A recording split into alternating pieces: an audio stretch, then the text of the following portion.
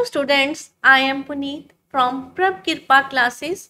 आज हमारे साथ बैठे हैं परमिंदर सर। Hello students. आज का हमारा चैप्टर है सेल्फ मैनेजमेंट स्किल्स। आज हम इसका लेक्चर नंबर 3 करेंगे। देखते हैं हम आज कौन कौन से पॉइंट्स डिस्कस करेंगे। नंबर 1 है what do you mean by self regulation. Number 2 what is the importance of self regulation. Third है how to set goals or what does SMART stand for or what is the SMART method to set goals. Fourth, what do you mean by time management. Fifth है what are the 4 steps for effective time management. Sixth है what are the benefits of time management. Seventh है tips for practicing the 4 steps for effective time management. Start करते हैं self regulation.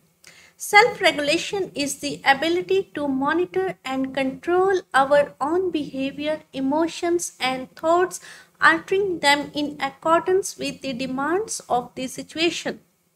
Self-regulation is important because it regulates reactions to emotions like frustration or excitement.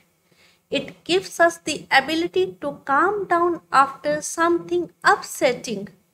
It helps us in focusing on a task. It helps us to behave in socially acceptable ways. अब हमारे पास question है कि self regulation क्या होता है। Self regulation का meaning होता है कि हम अपने बिहेवियर, इमोशंस और थॉट्स को कंट्रोल कर सकें और ऐसे बिहेव कर सकें जैसे कि सिचुएशन है उसकी क्या डिमांड है, उसी हिसाब से सिचुएशन के हिसाब से अपने बिहेवियर, इमोशंस और थॉट्स को कंट्रोल करना या मैनेज करना। अब क्वेश्चन आ जाता है कि सेल्फ रेगुलेशन की इंपॉर्टेंस क्या है। ये सेल्फ रेगुलेशन ही है जो हमारी फ्रस्ट्रेशन जो हम कई बार हो जाते हैं उसका जो रिएक्शन है ये उसको कंट्रोल करना सिखाता है। सपोज करो हम एग्ज़ाम में अपीयर हुए हैं और एग्ज़ाम में हमारे मार्क्स अच्छे नहीं आए हुए हैं और हम फ्रस्ट्रेट हो गए हैं, और ऐसे में हम जो रिएक्शन करेंगे हो सकता है हमारा बिहेवियर बहुत ज़्यादा अपसेट हो जाए, ठीक है ना। उसको कंट्रोल करने में ये सेल्फ रेगुलेशन ही हमारी हेल्प करता है। नेक्स्ट पॉइंट है कि कई बार क्या होता है कि हम किसी पॉइंट पर हो सकता है हमारे माँ बाप ने किसी बात पर हमें डांट लगाई हो और हमें गुस्सा आ गया हो, और इस सिचुएशन में ये जो सेल्फ रेगुलेशन है ये हमें काम डाउन मतलब कि कूल डाउन होने में हेल्प करता है। ऐसा भी हो सकता है हम कहीं जा रहे हों और हमारा किसी व्हीकल के साथ एक्सीडेंट हो जाए, उस सिचुएशन में हमें ज़्यादा गुस्सा आ जाए, तो उस सिचुएशन में भी जो सेल्फ रेगुलेशन है हमें काम डाउन रहने में हेल्प करता है। ये सेल्फ रेगुलेशन ही है जो हमें किसी टास्क पर जो हम काम कर रहे हैं उस पर फोकस रहने में हेल्प करता है। नेक्स्ट पॉइंट है कि हम सभी सोसाइटी में रह रहे हैं, हमें एक एक्सेप्टेबल वेज के रूप में मतलब कि अच्छे तरीके से समाज में व्यवहार करना पड़ता है, बिहेवियर करना पड़ता है, और ये जो सेल्फ रेगुलेशन ही है ये हमें सिखाता है कि हमें सोसाइटी में कैसे मूव करना है। The best way to help your child learn to self-regulate is to provide support when he needs it. It might be hard for your child to behave well. For example, the shop we are going to visit has lots of things that can break. Give your child a gentle reminder as you enter the shop.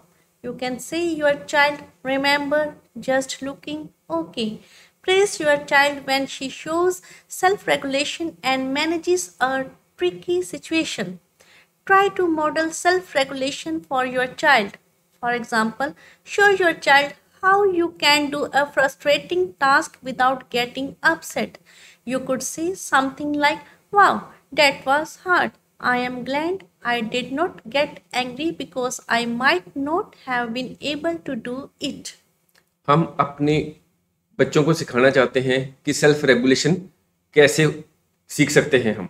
इसके लिए क्या है कि माता पिता, parents को चाहिए कि जब बच्चों को किसी समय पर सपोर्ट की जरूरत है हम उनको सपोर्ट करें। इसकी एक एग्जांपल है कि आमतौर पर बच्चे जो होते हैं वो शरारती होते हैं, वो किसी शॉप में जाते हैं तो हो सकता है किसी थिंग्स जो वहाँ पर पड़ी होती हैं उनको हाथ लगाते हैं, वो इधर उधर गिर पड़ती हैं। सपोज करो आप किसी शॉप में गए हैं और वहाँ पर ग्लास आइटम्स डिस्प्ले पर बहुत सी पड़ी हैं। अगर बच्चा आपका वहाँ पर किसी भी ग्लास आइटम को हाथ लगाएगा, हो सकता है वो गिर पड़े। ऐसे में आपको क्या करना है कि आप अपने बच्चे को शॉप पर एंटर करने से पहले ही एक बार रिमाइंड करा दें कि देखो हम दुकान में एंटर कर रहे हैं, ठीक है, किसी चीज को ज्यादा हाथ ना लगाना, ठीक है। और जब आपका बच्चा सेल्फ रेगुलेशन करता है, मतलब कि अपने आप को कंट्रोल रखता है और जैसे आपने कहा ऐसे बिहेव करता है, तो उस समय आपको भी चाहिए कि दुकान से बाहर आकर उसकी प्रेज करे, प्रशंसा करे कि ठीक है, मैंने जो आपको समझाया था आपने उसी तरह ही एक्ट किया है।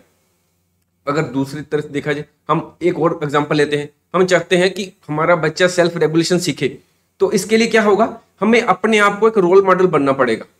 जैसे हम सपोज करो कोई काम कर रहे हैं, वो बहुत ही हार्ड था, मुश्किल था, पर हम अपसेट नहीं हुए और उस काम को कर दिया, बच्चों के सामने उस काम को करके दिखाया। और हम इस सिचुएशन में हम अपने बच्चे को कह सकते हैं कि देखो काम तो बहुत मुश्किल था, मैं खुश हूं कि मैं उस काम को कर पाया। अगर मैं अपसेट होकर इस काम को करता, अपसेट हो जाता, तो मेरे से ये काम नहीं होना था। बच्चा जब देखेगा कि आप हार्ड से हार्ड टास्क को भी आसानी से बिना फ्रस्ट्रेशन के कर पाए हैं, तो वो अपने आप सेल्फ रेगुलेट होगा। Goals and setting smart goals. A man was traveling and stopped at an intersection. He asked an elderly man, "Where does this road goes?" The elderly person asked, "Where do you want to go?" The man replied, "I don't know." The elderly people said, "Then take any road. What difference does it make?" How true is that? When we do not know where we are going, any road will take us there. So in life, we need to have a clear vision of what we will do and where we want to go. यहाँ एक example दी गई है जिससे ये समझाने का प्रयास किया गया है कि हम जो लाइफ में गोल्स सेट करते हैं उसे क्यों सेट करना चाहिए, गोल्स की इंपॉर्टेंस ही क्या है। इसमें बताया गया है कि एक आदमी एक सड़क पर जा रहा था, एक चौराहे पर रुक गया और उसने एक बुजुर्ग आदमी से पूछा कि ये सड़क कहाँ जाती है। बुजुर्ग आदमी ने पूछा कि आप कहाँ जाना चाहते हैं। तो जो कार चला रहा था उसने कहा मुझे नहीं पता कि मैं कहाँ जाना चाहता हूँ। तो फिर बुजुर्ग आदमी ने जवाब दिया कि आप कोई भी सड़क पकड़ लें, इससे कोई आपको फर्क नहीं पड़ेगा, क्योंकि आपको तो पता ही नहीं कि आपने जाना कहाँ था, ठीक है। इसी तरह अगर आपको अपनी लाइफ में ये ही नहीं पता कि आप अपनी लाइफ में क्या बनना चाहते हैं, आपका कोई गोल ही नहीं है कि आप क्या बनना चाहते हैं, कि डॉक्टर बनना चाहते हैं, इंजीनियर बनना चाहते हैं, और आपका ये डे टू डे गोल भी हो सकता है कि आप कल को क्या करना चाहते हैं या परसों क्या करेंगे या आपने एक साल में क्या करना है, आपको कुछ नहीं पता। अगर आपको कुछ नहीं पता तो ये आप लाइफ में कभी भी सक्सेसफुल हो ही नहीं सकते। Goals. They are a set of dreams with a deadline to get them. For example, saving pocket money to buy a favorite mobile phone by a particular date. Goal setting. It is all about finding and listing your goals and then planning on how to achieve them. Setting goals gives you long-term vision and stay motivated. It helps you to organize your time and your resources so that you can make the most of your life. Setting goals is the first step in turning the invisible into the visible. Tony Robbins. यहाँ पर goals की जो है definition दी गई है और ये बताया गया है कि सपोज करो हम अपनी पॉकेट मनी को सेव करके एक मोबाइल फोन खरीदना चाहते हैं, सपोज करो 1 महीने में या 1 साल में, तो ये क्या है, हमारा गोल है। हमारा गोल क्या है, हम एक मोबाइल फोन खरीदना चाहते हैं। इसी तरह हमारे लाइफ के डिफरेंट गोल्स हो सकते हैं, जो ड्रीम्स जो है हमारे, उनको गोल्स कहते हैं। अब पॉइंट आ गया गोल सेटिंग। हम अब लाइफ में हमारे कई गोल्स हो सकते हैं कि हमारे पास सपोज करो इतनी मनी होनी चाहिए, हमारे पास एक सुंदर सा घर होना चाहिए, हमारे पास एक कार होनी चाहिए, जहां हम लाइफ में इंजीनियर बनना चाहते हैं या आर्मी में एक अच्छी पोस्ट पे जाना चाहते हैं।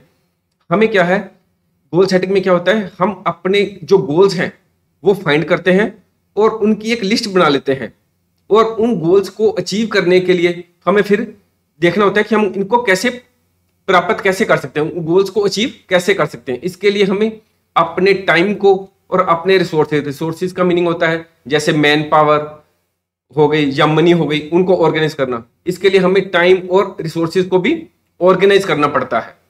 टोनी रॉबिन्स ने कहा है कि जो सेटिंग गोल्स जो है वो फर्स्ट स्टेप है।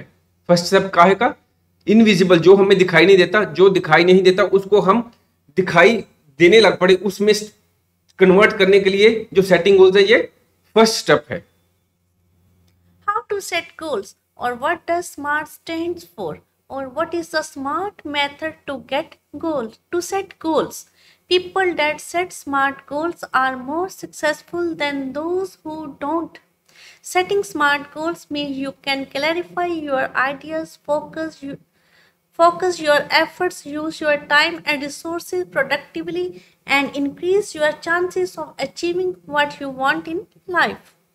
यहाँ स्मार्ट गोल्स के बारे में बताया गया है कि अगर हम अपनी लाइफ में स्मार्ट गोल्स सेट करते हैं तो हमारे जो सक्सेसफुल होने के लाइफ में चांसेस है वो बहुत बढ़ जाते हैं। स्मार्ट गोल्स का मीनिंग है कि हमें क्लियर होना चाहिए कि हमारे लाइफ में आइडियाज हमारे मन में कौन से हैं, हम कौन से हमारे गोल्स हैं, और उन गोल्स को अचीव करने के लिए हम उसी हिसाब से अपने टाइम और रिसोर्सेज को इन्वेस्ट करते हैं, यानी कि लगाते हैं उस काम में। इससे हमारे लाइफ में जो सक्सेस के चांसेस हैं वो बढ़ जाते हैं। नीचे स्मार्ट जो है एक वर्ड है, इसमें जो हर अल्फाबेट है वो एक वर्ड को रिप्रेजेंट कर रहा है। जैसे एस स्पेसिफिक को, एम मेजरेबल, ए जो है वो अचीवेबल को, आर रियलिस्टिक को, और टाइम टाइमली को। ये क्या है स्मार्ट का कि जो हमारे गोल्स हैं वो स्पेसिफिक भी होने चाहिए, मेजरेबल भी होने चाहिए, अचीवेबल भी होने चाहिए, रियलिस्टिक भी और टाइमली भी। अब हम आगे इसको डिस्कस भी करेंगे। Number 1, specific. Your goal should be well defined and clear. I want to publish more books. Non-specific goal. Or I want to publish 5 books every month. Specific goal. Next, measurable. Your progress towards your goal needs to be measurable. An example of an immeasurable goal would be lose weight. An example of a measurable goal would be lose 14 pounds. अब हम जो smart goals थे उनमें से हर point को एक एक करके डिस्कस करेंगे। पहला पॉइंट है स्पेसिफिक। हम जो भी गोल अपनी लाइफ में बनाते हैं वो वेल डिफाइंड और क्लियर होना चाहिए, ठीक है। अगर हम कहते हैं कि मैं सपोज करो मैं पब्लिशर हूं और मेरा काम किताबें छापने का है, और अगर मैं कहता हूं कि मैं और किताबें छापूंगा तो ये नॉन स्पेसिफिक गोल है, ये क्लियर नहीं है कि कितनी छापूंगा। पर अगर मैं ये कहूं कि मैं हर मंथ या हर वीक 5 बुक्स जो है पब्लिश करूंगा, ये स्पेसिफिक गोल है। हमारा जो भी गोल है वो स्पेसिफिक होना चाहिए, क्लियर होना चाहिए, ठीक है। नेक्स्ट पॉइंट है मेजरेबल। अगर हम कोई भी गोल अपना डिसाइड करते हैं कि ये मेरा गोल है, तो उस गोल को अचीव करने के लिए जो हम स्टेप्स ले रहे हैं, उसके लिए जो प्रोग्रेस हो रही है उस गोल की तरफ जाने के लिए, वो मेजरेबल होनी चाहिए। जैसे अगर मैं कहूं कि मैं बहुत बल्की हूं और मैं कहूं कि मैं अपना वेट लूज करूंगा, पर मैं कितने समय में करूंगा, कितना करूंगा, ये क्लियर नहीं हुआ, ये मेजरेबल नहीं है, ठीक है। पर अगर मैं ये कहूं कि मैं 1 मंथ में या 2 महीनों में मैं 14 पाउंड अपना लूज वेट करूंगा, तो ये मेजरेबल गोल है। हमारा जो गोल है वो मेजरेबल भी होना चाहिए कि हमारी जो प्रोग्रेस है टुवर्ड्स गोल वो मेजरेबल होनी चाहिए। Third, achievable. Goal must be attainable and not impossible to achieve. It should stretch your abilities but still remain possible. Do I have the resources and capabilities to achieve the goal? Suppose I want to become a great singer, but I do not have the accent or there is some problem in my speaking. So this goal becomes unachievable. However, I can become a teacher by doing BA, B.Ed. So to become a teacher is an achievable goal. Next, realistic. The goal should be relevant, reasonable and realistic with given available sources. Next, example of unrealistic goal. I will read my entire year's syllabus in 1 day and get good marks. Realistic goal. I spend 3 hours every day of the year after school to revise my subjects to get good marks in the exams. और fifth है time bound. A smart goal should have a time frame by when the goal needs to be achieved. Note a time-bound goal. I want to lose 10 kg someday. Time-bound goal. I want to lose 10 kg in the next 6 months. अब third point है achievable. जो भी हम goal decide करते हैं अपनी life में वह अटेनेबल होना चाहिए।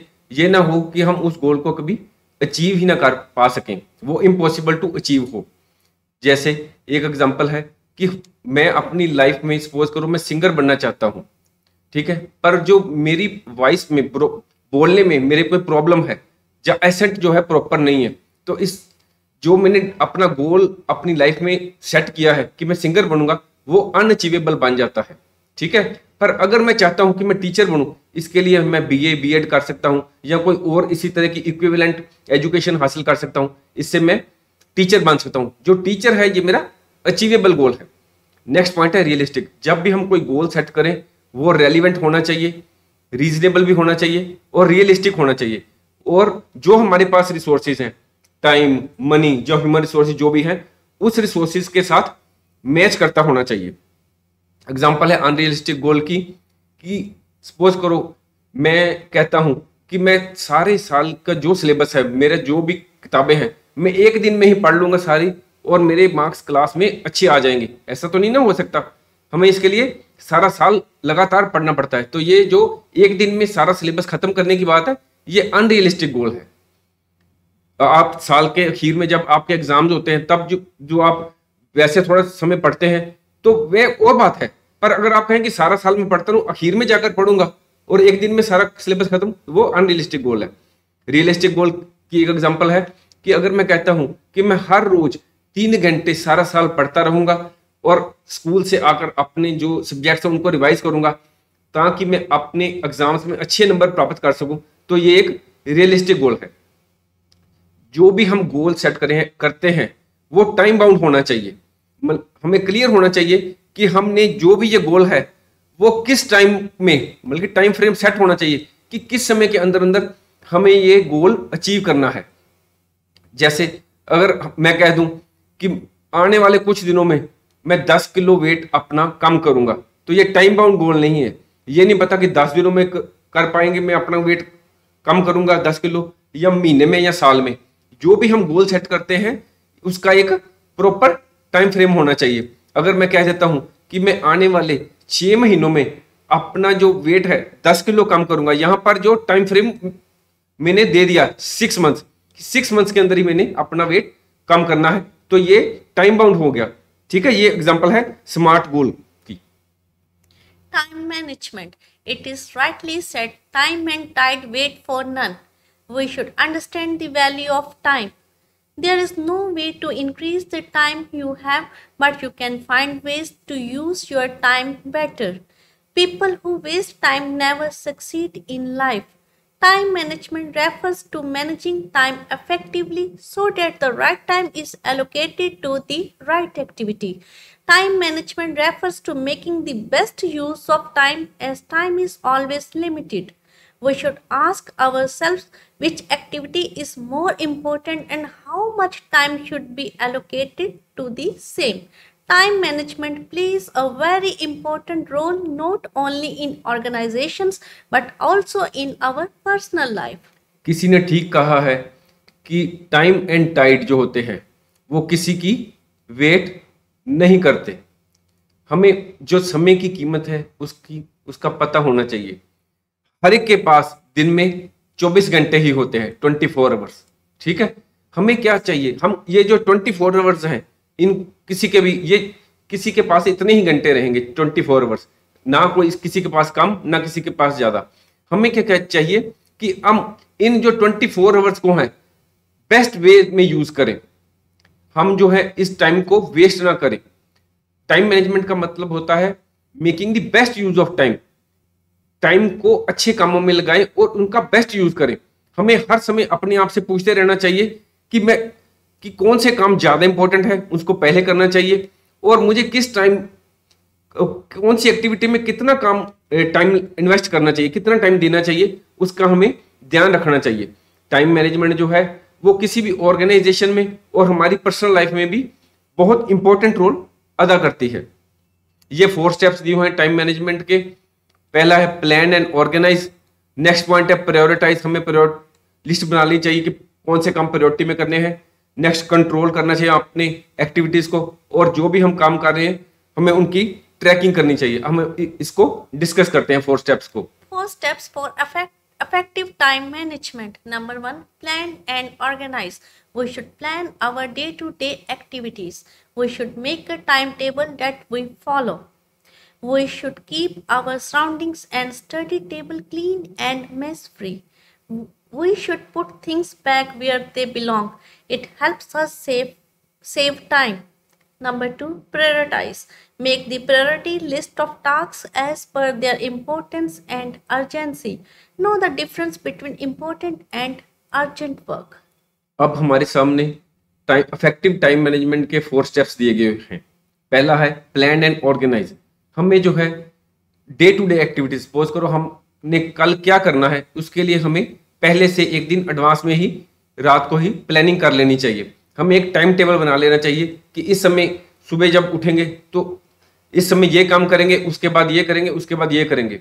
एज ए स्टूडेंट्स हम जो अपना घर में स्टडी टेबल है उसको और उसके आसपास जिस कमरे में हम पढ़ते हैं उसको साफ रखना चाहिए और मेस फ्री। ये नहीं कि सारी किताबें एक दूसरे पर इकट्ठी करके रखी हों और जब हम ढूंढने लगे तो हमें कोई पता नहीं लगे कि हमारे नोट्स कहाँ किस फाइल में पड़े हैं या कहाँ रखे थे। और जहां से हम किताब या कॉपी उठाते हैं वहां पर ही हम रख दें एक सिस्टमेटिक रूप में, ताकि जब हम उसको ढूंढने लगे तो हमें ये वो चीज आसानी से मिल जाए। इससे क्या होता है, हमारा टाइम बचता है।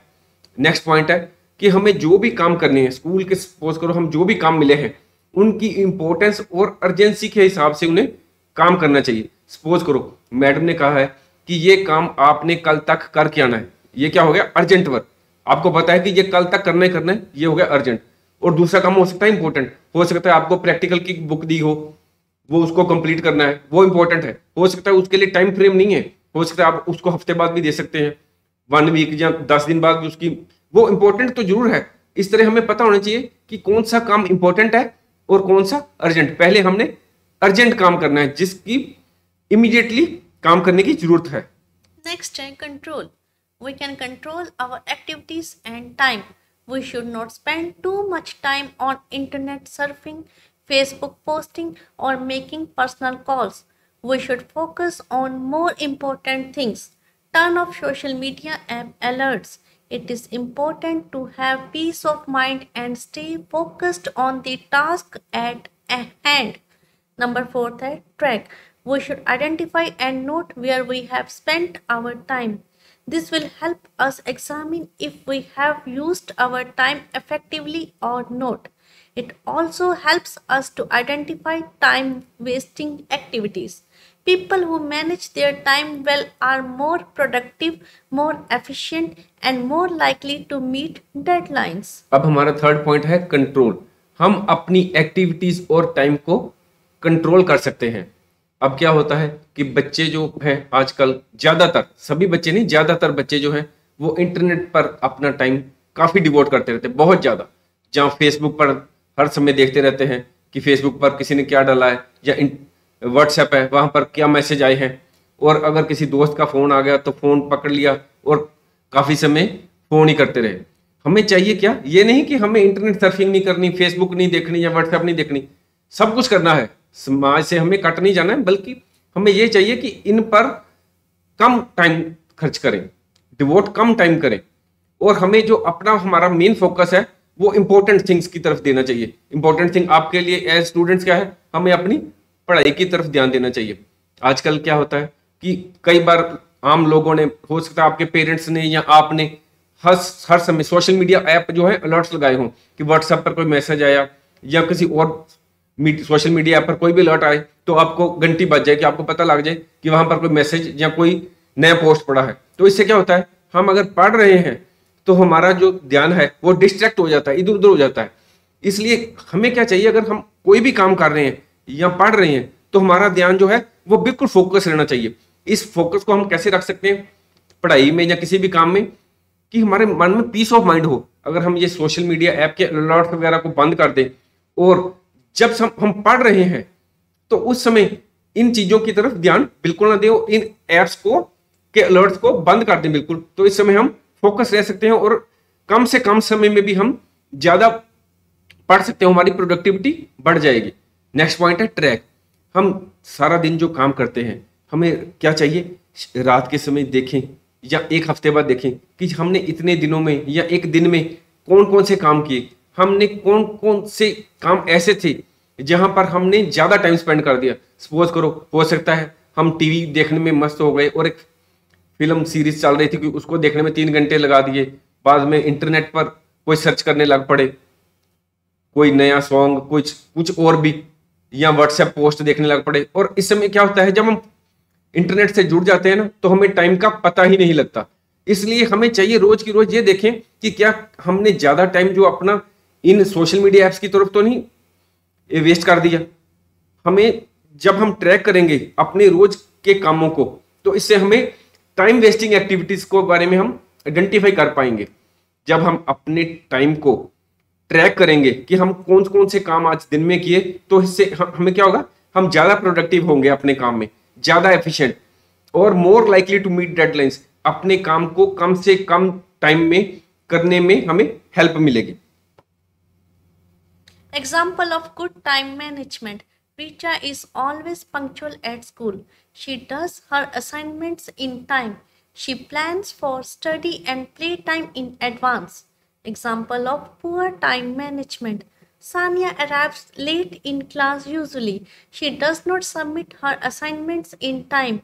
She spends much of her time in internet surfing and pays less attention to her studies. यहाँ गुड टाइम मैनेजमेंट की एक एग्जांपल दी है कि रिचा जो है वो स्कूल में पंक्चुअल है, टाइम से स्कूल में चली जाती है और जो भी उसको असाइनमेंट मिलती है वो टाइम पर पूरा करके स्कूल में सबमिट कर देती है। और जो उसने स्टडी के लिए या प्ले टाइम के लिए एडवांस में वो प्लानिंग कर लेती है, वो पहले ही प्लानिंग कर लेती है कि मैंने कितना समय पढ़ना है और कितना समय जो है वो खेल कूद में डिवोट करना है। और एक और एग्जांपल दी हुई है पुअर टाइम मैनेजमेंट की, सानिया की, कि सानिया जो है वो क्लास में यूजुअली लेट आती है, वो अपनी असाइनमेंट्स टाइम से पूरा नहीं करती और अपना जो ज़्यादा टाइम है वो इंटरनेट पर डिवोट करती है और पढ़ाई की तरफ, स्टडीज की तरफ कम डिवोट करती है। ये एग्जांपल दी है पुअर टाइम मैनेजमेंट की। Next, benefits of time management. Time management helps you to make a daily timetable, not waste time during the day, devote more time where it matters. You can submit your homework and assignments in time, get more of the right tasks done in less time as there is less distraction. Manage your time can directly reduce your stress level. यहाँ पर time management के benefits बताए गए हैं कि अगर हम time management करते हैं तो हम अपना जो भी काम हमें मिलता है स्कूल की तरफ से या हमने जो एग्ज़ाम के लिए स्टडी करनी है उसके लिए हम एडवांस में स्टडी कर पाते हैं, प्रॉपरली कर पाते हैं और इससे हमारा जो स्ट्रेस लेवल भी कम होता है। जैसे अगर एग्जाम्स आ गए, आपने प्रॉपरली टाइम सारा साल डिवोट किया था अपनी स्टडीज़ के लिए, तो आपको आखिर में जाकर स्ट्रेस नहीं होगा। आपको पता है कि मैंने सारी स्टडीज़ प्रॉपरली की हुई हैं और आपके मन में स्ट्रेस नहीं आएगा। टाइम मैनेजमेंट से आप अपना जो डेली का एक टाइम टेबल बना सकते हैं और इससे क्या होता है कि हमारा टाइम जो है वेस्ट नहीं होता और जिन एक्टिविटीज़ में हमें ज़्यादा टाइम डिवोट करना होता है उसकी तरफ हम प्रॉपर टाइम दे पाते हैं और अपना जो होमवर्क है या असाइनमेंट्स है वो भी पूरी तरह कर पाते हैं। अगर हम टाइम मैनेजमेंट करते हैं तो हमारे जो डिस्ट्रैक्शन के, अटेंशन को डाइवर्ट करने के जो चांसेस होते हैं किसी की एक्टिविटीज़ के द्वारा वो कम हो जाते हैं। जैसे अगर आपने डिसाइड कर लिया कि मैं इतना समय स्टडी करूंगी या करूंगा तो आप उतना समय आप पढ़ पाते हैं। पर अगर आप ये डिसाइड नहीं करते कि मैंने 3 घंटे या 4 घंटे रोज पढ़ना ही पढ़ना है, तो हो सकता है कि आप फेसबुक या व्हाट्सएप की तरफ लग जाएं और अपना टाइम वेस्ट कर दें और आपका ध्यान डिस्ट्रैक्ट हो जाता है, मतलब कि आप पढ़ाई से डिस्ट्रैक्ट हो जाते हैं, आपका फोकस जो है वो खत्म हो जाता है। Tips for practicing the 4 steps for effective time management. Prepare a to-do list. Priorities. Avoid delay or postponing any planned activity. Organize your room. Use waiting time productively. Replace useless activities with productive activities. यहाँ जो 4 steps दिए थे effective time management के, उनको practice करने के लिए tips दी हुई हैं। जैसे कि हमें टू डू लिस्ट तैयार करनी चाहिए कि हमने अगले दिन क्या काम करने हैं। हमें काम की प्रायोरिटी लिस्ट बनानी चाहिए कि कौन सा काम इंपॉर्टेंट है, कौन सा अर्जेंट है और किसको डिले किया जा सकता है। अगर हम कोई भी प्लान्ड एक्टिविटी करते हैं, सपोज करो कि हमने ये डिसाइड किया कि हम ये काम करेंगे, तो हमें उस काम को पोस्टपोन या डिले नहीं करना चाहिए। हम एज ए स्टूडेंट हमें चाहिए कि अपने कमरे को अच्छी तरह रखें और अपनी जो बुक्स, पेंसिल और कॉपीज हैं उनको प्रॉपर अच्छे तरीके से रखें और अपने कमरे को पूरी तरह से ऑर्गेनाइज रखें। और हमें अपने टाइम को जो है अच्छी तरह यूज करना है। और हो सकता है कि हम किसी बस स्टैंड पर गए हैं या रेलवे स्टेशन पर गए हैं और हमें ट्रेन पकड़नी है या बस पकड़नी है, उसके आने में जो है बस या ट्रेन के आने में अभी टाइम है चलने में, तो आप उस टाइम को, जो वेटिंग टाइम को है, उसको प्रोडक्टिवली यूज कर सकते हैं। आपके पास हर समय मोबाइल तो आपके पास होता ही है। आप अपना जो भी इंटरेस्ट, जो पढ़ाई से स्टडीज के संबंधित जो भी लिटरेचर आप चाहते हैं, साइंस का कोई क्वेश्चन हो सकता है, कोई और भी हो सकता है, इंग्लिश की लिटरेचर हो सकता है, आप उसकी तरफ अपना ध्यान जो है वो उसकी तरफ लगा सकते हैं। बल्कि अपना जो वेटिंग टाइम था उसको वेस्ट नहीं कर रहे इधर उधर, और इस टाइम को अच्छी तरह यूज कर रहे हैं। और हमें चाहिए कि यूजलेस एक्टिविटीज को रिप्लेस करें किससे? प्रोडक्टिव एक्टिविटीज के साथ। ठीक है, ये जो 3 लेक्चर्स थे, इनमें हमने जो स्टडीज हमने की है वो थी self awareness, self regulation, time management, जो सेल्फ मोटिवेशन। ये जो सारे जो कॉन्सेप्ट थे ये आपस में इंटर रिलेटेड थे। अगर हम अपने आप को मोटिवेटेड रखेंगे या अपने आप के टाइम को प्रॉपरली मैनेज करेंगे या अपने आप में अवेयरनेस लाएंगे कि हमारे में कौन सी गलतियां हैं या वीकनेसेस हैं या स्ट्रेंथ्स हैं। ये नहीं कि हमारे माता पिता ही कहें हमें पढ़ने के लिए तो हम पढ़ेंगे। हमें चाहिए कि अपने अंदर से मोटिवेशन आए कि हमें अपने आप से मन से उठना चाहिए कि हाँ मैं पढ़ूंगा और क्लास में अच्छे नंबर लेकर आऊंगा। आपके माता पिता को तो कोई नहीं सुबह उठकर कहता कि चलो, कि आपके माता को, कि आपके मदर को कि आप जाकर मुझे खाना बनाएं बच्चों के लिए। वो अपने आप उठती हैं और आपके लिए खाना बनाती हैं। आपके जो फादर हैं वो अपने आप काम के लिए चले जाते हैं। ठीक है ना? आप इसी तरह आपके अंदर से ही मोटिवेशन आनी चाहिए कि मैंने क्लास में अच्छे नंबर लेने हैं और विद फ्लाइंग कलर्स आना है आगे। ठीक है ना? इस तरह ये जो सारे कॉन्सेप्ट हैं, सेल्फ अवेयरनेस, रिस्पॉन्सिबिलिटी, हमें अपने आप में रिस्पॉन्सिबिलिटी फील करनी चाहिए कि हमें क्या करना है क्या नहीं। सेल्फ रेगुलेशन, हमें एक डिसिप्लिन में रहना है। हमें पता होना चाहिए कि हमें कौन सा काम करना है और सोशली, सोसाइटी में हमें कैसे मूव करना है। अगर हम सभी चीजों को अच्छी तरह से समझ लें, ये हमें एक लिटरेचर के तौर से नहीं पढ़ना कि टाइम मैनेजमेंट क्या है, सेल्फ रेगुलेशन क्या है, सेल्फ मोटिवेशन क्या है। हम अगर इन जो पॉइंट्स को अपनी लाइफ में असल में अपने ऊपर जो है इंप्लीमेंट करेंगे, प्रॉपरली टाइम मैनेज करेंगे, प्रॉपरली पढ़ेंगे, ठीक है ना, सब चीजों की अपनी जो वीकनेसेस है उनको कम करने की कोशिश करें, जो स्ट्रेंथ्स है उनको बढ़ाने की कोशिश करें, तभी हम अपनी लाइफ में आगे बढ़ सकते हैं। If you like our video, please share and subscribe our channel. Thank you. Thank you.